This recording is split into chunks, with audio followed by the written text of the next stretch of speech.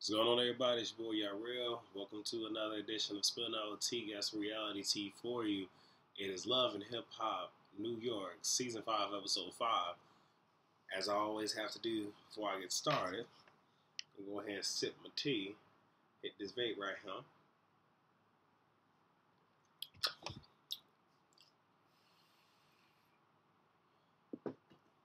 Now, if you guys have watched my Real Housewives of Atlanta recap, you know that. Say the previous day, like I said, I'm feeling a hell of a lot better.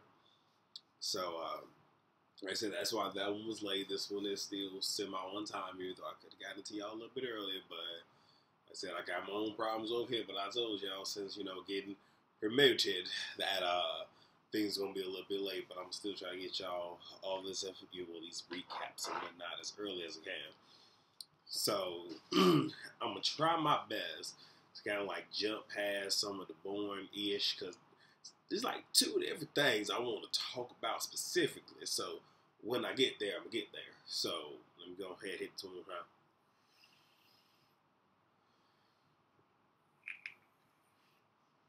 now. Alright. So, we first start off with Chrissy. Sin meets up with her. And, Sin pretty much says she's done with Erica and that the girl needs help. Sin says she wants to try to work on some music. She plays the instruments. She can do a little something. And Chris tells her that she should probably work with Rich. Now, we all know that she's trying to be a little bit messy with doing that. Because, again, there's so many different producers out there. Why can't she work with Chink? Just saying. Probably because you're a little bit threatened. I don't know. But that's pretty much all that happened there. So, Peter's at the hospital with Amina. And, he said that he's going to be nothing but honest from this point on, despite the fact he was not completely honest. He tells Amina that, Amina says she felt like he was like on a vacation, and he admits, to getting closure with Tara. And also tells her that, he talked to her while he was on the phone over, on his little vacay. And that he chose her. And Amina's like, no, you let her choose. And pretty much she didn't choose you. Actually, I'm sorry. She pretty much said, you didn't choose, you let her choose. It's because of her you're choosing me. And he pretty much kind of like woos her and ends the situation, you know what I'm saying? Now, right there, I was a little bit proud of her, because I was like, okay, you're not as dumb and naive as I think you are, but at the same exact time, I'm a little bit mad at Peter, because you could avoid that conversation completely, because that can add undue stress. So, you was wrong. One, for you having a conversation. And two, not being completely honest. But that's not here nor there. Excuse me. So Erica meets up with Rich, brings up that she's decided to drop her lawsuit. And, she pretty much asks him, like, because she feels that, he would know best. But, like, really, what's the problem that is kind of conflicting with her and her relationships? Now, if you ask me, I'm going to just say, it's you. 100%. It's just you. But what he said was a little profound, and he was pretty much just saying the persona that you keep up is actually what's coming in between you and your happiness in relationships. He said it a hell of a lot better than I would have, but he was being completely honest there. If she stopped trying to be, this rock star and just be a regular good person, yet at the same time, I will have to admit, if this is your persona and this is part of who you are, on that side, whoever gets with you, it's one of those things where it's like they not only need to, understand, but they need to accept that as well. Like, that's you and that's part of you. Though I will say she does take a little bit too far. Again, I'm not on Team Mena, but I'm just saying. So,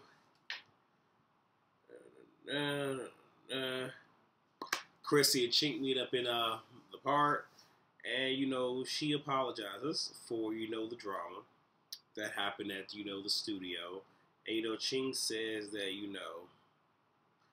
if I say that, I'm over here and doing this, but you don't believe me, that's your problem. And, in the way that he talks, it's like, I know that I'm probably going to lose my player card for some of what the fuck I'm going to talk about today. But ladies, if it helps y'all, then we Gucci. And fellas, it's probably some shit you can learn from this shit too. I'm just saying. But even in him saying that, I understood what he was trying to say. I don't think he articulated that in the best way. But the whole, if I say I'm over here or I'm doing this and you don't believe me, that's your problem. It's one of those where it's just like, I don't really know how to say it, but it's almost like he's flipping it on her. Just like, you need to believe me no matter what. So you want her to be naive. And if she goes into it like that, well then damn it, you are naive. Don't do it. But anyway, she tells Chink that she's ready to start a family. Right there, the look, just like, you want to do what? With who? Right there, she should have peeped what that was right there. That right there said it all. And what he wants from this relationship. Even not even going further in the episode, he's telling you that right now, all that you are to me is a fuck buddy. That is what you are. Because if I'm not trying to be that invested, you want to start a family? No. Now, the reality is, he is going through a divorce. So, starting a family during a divorce could prove to be a problem, especially if, the soon-to-be ex-wifey gets wind of that. She could pull for a little more dough. I'm just saying. If he as hot as a producer that he say he is, I'm not discrediting him. I'm not taking no accolades. But I'm just saying, if that's the case, she gonna take more. And if she takes more, well, guess what, Chrissy? You getting less. So, yeah, not a good look. So, Yenny meets with her friend, Candy. And, Yen is pretty much saying when they're at home, there's a dark cloud between Herm and DC. And, Candy's pretty much just like, you need to talk to him about what's going on and pretty much just talk about the what ifs. And I think what she was trying to get at is a saying that I live by and that I've heard so many times is, you pray for the sunshine, but you expect the rain. So you sit here, you pray for it, throw your hands up, again, his will be done. But you expect the worst possible outcome. So when it happens, you're not taken by surprise rather than, I'm just saying, put all my eggs in one basket. That don't mean you don't believe in big man upstairs, but you do realize that, hey, his will is going to be done. So I can say I have all this faith in the world, but if his will is over here, I'm just have to be happy with it, And I didn't see a problem with that. So now we get to, to Crisco. I said it. Crisco.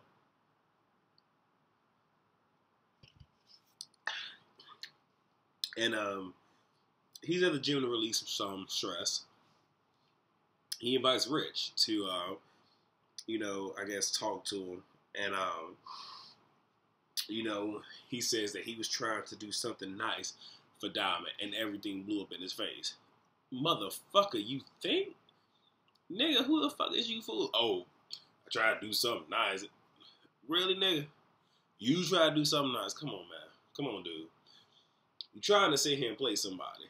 So, yeah, in his mind, oh, I'm being honest, so this should get me somewhere. No, nigga, it ain't supposed to get you no motherfucking where. Because had you been doing the right fucking thing, and there's even more to this story that comes up in a little bit. So, you can't sit here and be mad at nobody but your motherfucking self, dude. No motherfucking body. So, he mentions how, his ex-baby mama, or actually his baby mama, I should say, just kind of, up and left one night. I guess maybe they had it out. He went to the studio. He came back. She up took the kids and pretty much everything in the house. Okay. And, he also, mentions that baby mama don't know nothing about Diamond. So it seemed like another layer of this onion is going to be peeled back. We shall see. So Amina and Peter have their baby. That's pretty much it. No shade, pretty little girl, but they had the baby. She healthy. That's it. Moving on. So Chrissy meets up with a friend and tells her friend that, she has a condition that's going to keep her from having kids. And if I'm not mistaken, she said she pretty much has fibroids in the uterus. And, that could come, if any surgery were to happen, her chance of having a child dramatically decreases. So she has already gone off the pill and has not told Chick. Now, fuck what her friend said. No shade. But here's my thing. Why in the fuck would you do that? Like, right there, you trying to set a motherfucker up. Now, here's the thing. If we're going to talk about game, we're going to talk about some real ass shit. Let's call this shit for what the fuck it is. You want a kid, hopefully your ass pregnant. Just saying. But if your dude is as big of a producer as he is, regardless of what happens, with his soon to be ex-wife, if he got this dough, guess what, boo boo? Your child is set. I'm not saying, but I'm just saying. So, I mean, it is what it is. You grimy as fuck for that shit, for doing it and not even telling him that you did it. But my nigga, I got some shit for your ass too in a little bit. But that's some little pussy ass shit that you did right there, Chris. See, regardless, there's no way to fucking justify that. Yes, it's your body, but it takes two to tango. So you trying to trap a nigga. Like I already said, this bitch having his baby is not going to make him stay. It's not going to make him want you anymore. It's going to make him resent you with just as much love as he gives that child. Just saying. So, moving on. Yanni is pretty much tells Mendiza to, somewhat take her out. They go out and she pretty much brings up the conversation she had with her friend Candy and what came of that and why they're sitting there. Long story short, he pretty much is like, I don't mind talking about it, but I just don't want to talk about the negative. And they both agree that regardless of what happens, they're going to be alright, they're going to be straight. Pretty much what that was. So, Rich meets with Cynthia, or Sen, and he apologizes for, how he came in her last season. She's shocked. Damn it, I'm kind of shocked too. I wasn't expecting that shit. I had to actually pause the shit and go back to be like, did I just hear what the fuck I thought I just heard? But I did. He apologizes. She mentions how, she wants to, work with him and, brings up the fact that I believe it was her brother that died from a suicide. So she wants to make some music and use this song as a way to pay tribute, and instead of making any money, give it to charity. I ain't got nothing wrong with that. I can respect that. Again, this is going to cause some issues. I'm just saying, because, y'all both know one person in common. At least one, Miss Erica Mena, but I digress. So moving on. Before I move on, Rich is pretty much kind of sitting there like, okay, she talking my language now. We somewhat on the same page. So he offers her the modeling gig for his liquor. Dude. That's one of those where you probably should have like a second meeting with her and possibly through this to Miss Mena. Just saying. But we'll see how this plays out. So Chrissy meets up with Ching to now tell him she has been off the pill for 3 motherfucking weeks. Baby. I don't know what the fuck your ass was thinking. You know what I'm saying? Like, I'm getting ahead of myself. So, he feels some kind of way because he pretty much went the fuck in raw. Now, granted, I know I'm exposing, game right now, but come, dudes, all y'all, I need, you know what? Let me kind of sit in, because I want y'all to hear me clearly when I say this. All right, real talk. Regardless of what anyone says to you, a female, whomever, I'm not on the pill. You don't fucking believe them at all. You don't. If they on the pill, ain't on the pill, you always wear protection. You never go in raw. You don't do that. You don't.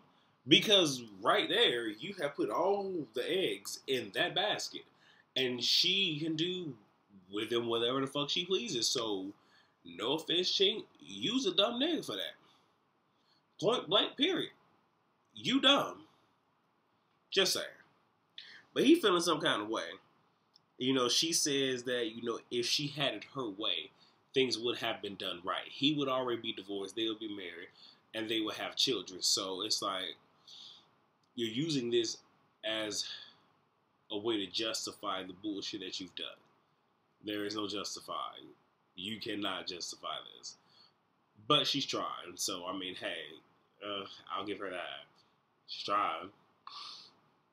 So, he mentions if I do or when I do get a divorce. Right there, I don't know if that was him playing game or if he just trying to stick it to it one more good time. It's like, look, I'm going to do what the fuck I'm going to do, so if and when. And that tears her completely the fuck up because apparently she is so in love with this guy. And, you know, she's even saying that she doesn't want him to sympathize because of her tears, but you want him to sympathize because of the tears. But, you know, she's all in her damn feelings. All in her feelings, all in her emotions, the whole fucking nine, you know what I'm saying? I have to admit, I feel it's a little bit bad. Not too much because you fucking did this shit to yourself. You know, I can't sit here and feel bad for people that sit here and bring misery and drama to their own fucking lives. I'm sorry, if you expected y'all to have some motherfucking sympathy, I can only give you so much. But you dumb for that. Now, what I will say, again, if you preggo, you finna get a steady check from this motherfucker. Real talk. But, if not, I don't know what to tell you. Really don't. But he even says to her he's not ready to get married or have a baby today. AKA just yet. AKA in this motherfucking moment. Probably meant AKA why the fuck I'm with your ass. But this is what you get when you deal with a man that is separated. Just saying. There are many different examples I can use. And I don't feel like talking about anybody that I've already talked about. But ladies, come on now. If he's separated, separate yourself and go the other motherfucking way. That's all I'm going to say. So Crisco meets up with his baby mama. Now he says, you know, about a year ago, his baby mama up and left with everything, took all his shit. And she was preggo. Y'all catch that. Because he'd have been with Diamond for 2. But this happened about a year ago, and she was preggo. So I'm assuming that some more time has went past since the whole explosion with Diamond. So you with your ex, but you're fucking around. Man, you are a fucking character, dude. You're a character. I don't know if I'm the only one to call that. If y'all call that, let me know down below. But he mentions that, you know, let me see. Alright, so they're talking and he mentions to her that she's been there from the start. And he begins to bring on the water wars. And she's looking at him like, look, dude, I've been here from jump. I never left. And you wait to say all this now. Now, I will say, dudes, we do have an issue where, you know, we have that one motherfucker on our team. Loyal than a motherfucker. But we not showing him no damn love. But we want to sit here and chase all these motherfucking free agents that ain't about shit. You need to stop doing that. Because, again, you had a loyal motherfucker on your team. You fucked that up. I ain't gonna sit here and talk about nobody looks over nobody looks. I ain't gonna do that. Other people have done it. I'm not gonna do it. But all I'm saying is when you got somebody that is loyal on your team. You don't fucking do them like that. Not bad. So, let me see. The one thing that kind of tripped me out is when she pretty much said that he left her alone to deliver the baby by herself. And I felt some kind of way about that. I really did. Because, like, no matter what the fuck is going on, chances are she's probably only fucking you. And I understand you got your grind and everything in New York, but you leave her, even though I think, because if I'm not saying she left before she had the baby, but you gonna let her leave to have this fucking baby and you don't take your ass to Atlanta? Dude, you must really be one scarred motherfucker. I'm just saying. So then he brings up Diamond, and trust she's not happy about it. Not happy about it at all, because she was kind of like, whoa. You was doing what with who? During what time frame? Doing what period? And in his mind, I'm trying to come clean, so we should be Gucci. No. Ain't nobody finna fucking be Gucci. No matter how you flip it, no matter who's on what receiving end. You know, it's not I'm coming clean, so you just automatically gonna let the shit go. Nah, pimpin'. Nah. So the one thing that made him flip his shit was when she made mention that she needs her happy ending and need to find somebody else. And he like, you not finna bring no other dude around my damn kids. He mad at a motherfucker. Real talk, he mad. And I can see why he's mad, but here's the thing. So it's okay. So pretty much, what is she supposed to do? Because it's okay for you to sit and parade around and, fuck around on her. Granted, you're not bringing Diamond around your children. But double standards, bro. Double standards. That's all I'm going to say. I'm not going to talk too much about it because I done spent enough time on your little bullshit ass situation. So now we get to Rich. Erica shows up at his apartment. He texts her and told her, he wants her to come over for a combo. So then he begins to tell her about Cynthia.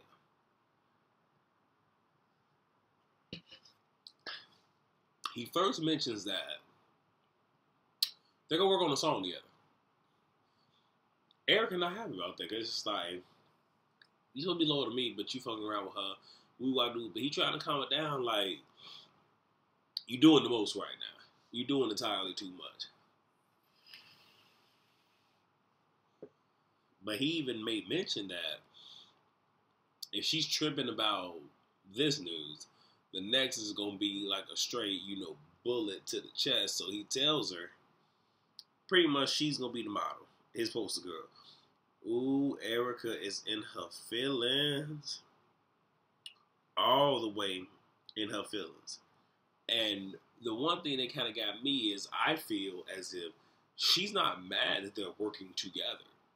Because she even said something along the lines of, how dare you take food off my plate and give it to her. The problem is you gave it to her and not to me.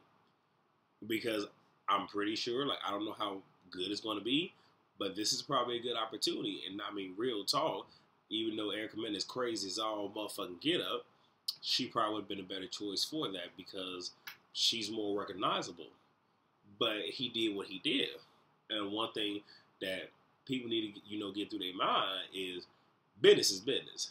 Fuck, I'm not saying fuck the whole personal aspect of everything, but business is business. And you got to take care of business. You got to get your motherfucking paper.